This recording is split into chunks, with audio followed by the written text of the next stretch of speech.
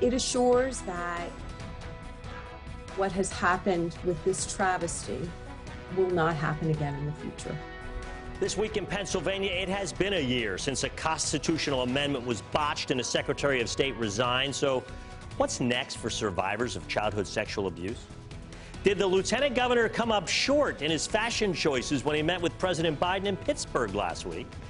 And will Short's weather be here soon? Pennsylvania's most famous groundhog has his day in the sun this week. We'll tell you what he is predicting weather-wise. Hello and welcome to This Week in Pennsylvania. I'm Dennis Owens. We're covering hot topics in PA policy and politics, as well as the issues that are important to you and your family. Well, the redistricting process is coming to an end, and all maps will seemingly lead to Pennsylvania's Supreme Court. On Friday, the Legislative Reapportionment Commission voted 4-1 to approve final maps for state House and Senate seats. It was tweaked from the original map that passed a few weeks ago, but not good enough for House Republicans. Majority Leader Kerry Benninghoff introduced his own map as an amendment, which he calls more fair with fewer splits and better consideration of minority communities. It was voted down. Benninghoff was the only no vote on the final map. The final map, in my opinion, lessens rural voices. The final map strengthens the role of political insiders in determining who legislators are, thereby lessening the voice of the people. A 30-day window is now open for objections to the state House and Senate maps. Those complaints will go straight to the state Supreme Court. And that high court will be busy. This week it took control of the congressional maps that will reduce Pennsylvania's delegation in D.C. from 18 members to 17. The legislature and governor failed to settle on a map. The Supreme Court will get a report Monday and begin hearing testimony in 2 weeks. Activists are disappointed that despite promises to be more engaging with the public and transparent, the courts will ultimately draw the lines. And here we are, the day after Groundhog Day, and we seem to have simply repeated the frustrating trajectory that we've been on in the past. And it is unclear what impact, if any, this last-minute map drawing will have on the scheduled May 17th primary. There's not just fights over maps and district boundaries. There's a big battle brewing over finances. The governor gives his budget address Tuesday. The governor gave us a sneak peek this week on what he's thinking. Wolf and legislative Democrats insist there are billions of extra dollars in the PA Treasury. The governor released a plan to spend $1.7 billion of it on a variety of programs that he says would help workers with things like daycare and child care costs, and to train and educate employees. And he'd give relief to low-income renters. Democrats argue that budget surpluses don't happen often in PA, and that moment should not be wasted.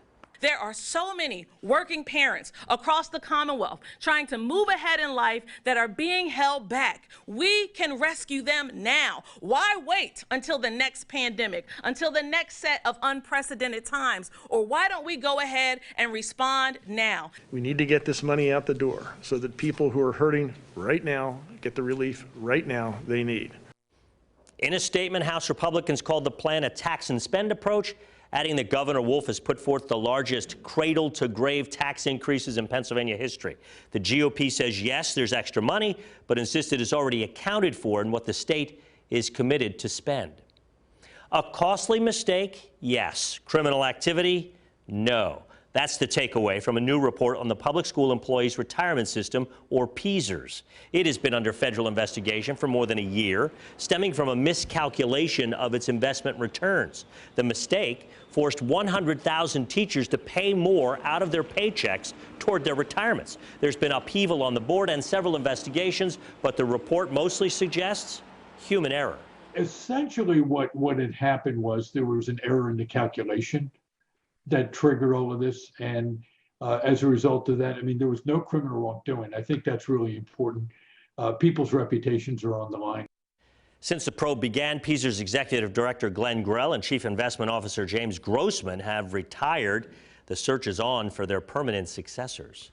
Human error was also a problem a year ago, leading to the resignation of PA Secretary of State Kathy Boockvar after her office failed to advertise a constitutional amendment designed to help sex abuse survivors, a crushing blow to victims who feel abused by the system. And their wait for justice continues. so at 10 o'clock in the morning a year ago today. State Rep Jim Gregory got a call from Governor Wolf. He thought to congratulate him that his constitutional amendment bill to let sex abuse survivors sue perpetrators would pass the Senate. Only to have the gut punch of exactly opposite that we were going to have to start the process over again. The amendment wouldn't be on the ballot because Wolf's Department of State failed to properly advertise it, as required by the Constitution. They were counting on having the ability to find closure, seek justice. They were failed. In response, lawmakers proposed several bills in the past year. One would make the legislature responsible for writing and advertising ballot questions. Senator Kristen Phillips-Hill's bill would create an online tracker so the public could monitor the amendment process. It will prevent failure in the future.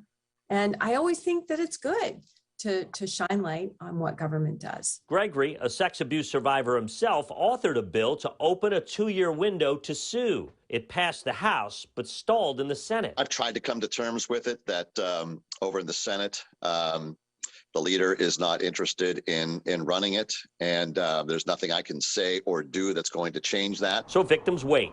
A constitutional amendment do-over is on track to appear on the ballot in the spring of 2023. Gregory is confident that Pennsylvanians will support it if given the chance, but understandably, he's cautiously optimistic. There are forces that do not want to see this happen, and those forces will continue to work to try to keep it from happening. And the Department of State has said it has changed its internal policies and procedures as a result of last year's mistake to ensure that future ballot questions are not botched. Scratch one Democrat from the race for U.S. Senate. Val Arkush has dropped out in an email to her supporters. Arkush says the most important thing to her is that any Democrat wins the seat being vacated by Republican Pat Toomey, and says stepping aside is the best way to make that happen.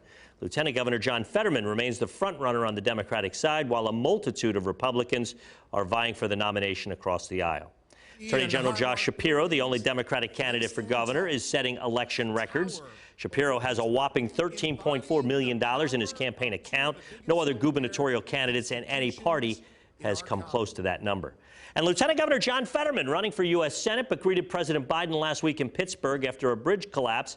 But did Fetterman come up short with his fashion choice? He's sitting next to Congressman Connor Lamb, who is also a Senate candidate, who went with a more traditional look. So when will it be shorts weather for the rest of us? With my shadow I have cast, then a long, lustrous 6 more weeks of winter. Punxsutawney Phil made his prediction Wednesday. Pennsylvania's most famous groundhog emerged from his stump in Gobbler's Knob in front of a large and enthusiastic crowd and predicted 6 more weeks of winter. I'm guessing the large rodent went back into his den to sleep off his prediction and leaving us to fend for ourselves. Well, things are about to heat up as we have another U.S. Senate candidate join us. We're chatting with Kathy Barnett right after the break.